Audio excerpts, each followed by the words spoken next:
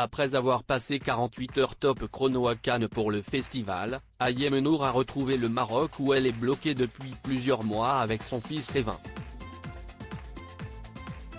Un retour en demi-teinte pour celle qui fait tout pour retrouver la France mais tout de même heureux au moment de revoir son enfant. Le 22 mai dernier, Ayem Nour a créé la surprise en débarquant sur la Croisette pour le festival de Cannes. La jeune femme de 36 ans était invitée à fouler le tapis rouge du Palais des Festivals pour faire la promotion du film Impatiente, dans lequel elle tient un second rôle. Siesti dans une robe drapée blanche et au bras du réalisateur Quentin Delcourt-Kayem est apparue. Plus tard, la belle brune a eu l'occasion de retrouver ses amis, dont Sandra Sisley, pour une soirée que cette dernière organisait, à la suite Sandra Echo. Une véritable parenthèse enchantée pour Ayem qui vit un cauchemar depuis l'automne dernier.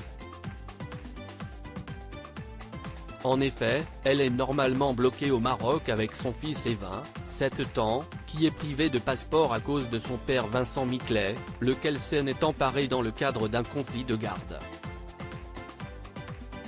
Ayem Nour a néanmoins pu s'échapper le temps de 48 heures seulement pour aller à Cannes grâce à une autorisation en règle pour sortir du pays pour motif professionnel. Malheureusement, Evin est resté de son côté à Marrakech. Retour en demi-teinte au Maroc samedi 27 mai, Siesti donc avec beaucoup de tendresse qu'elle a partagé une image en noir et blanc de leur retrouvaille émouvante.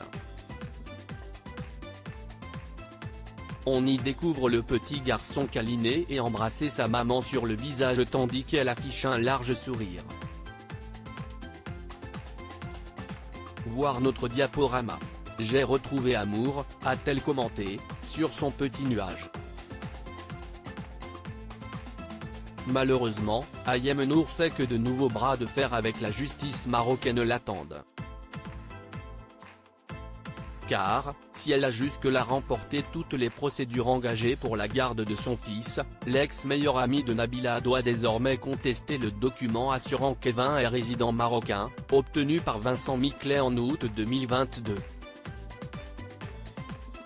Un document qu'il s'est procuré dans des conditions pour le moins troubles étant donné qu'Ayem Nour ne l'a jamais signé. Chose normalement obligatoire pour valider le document.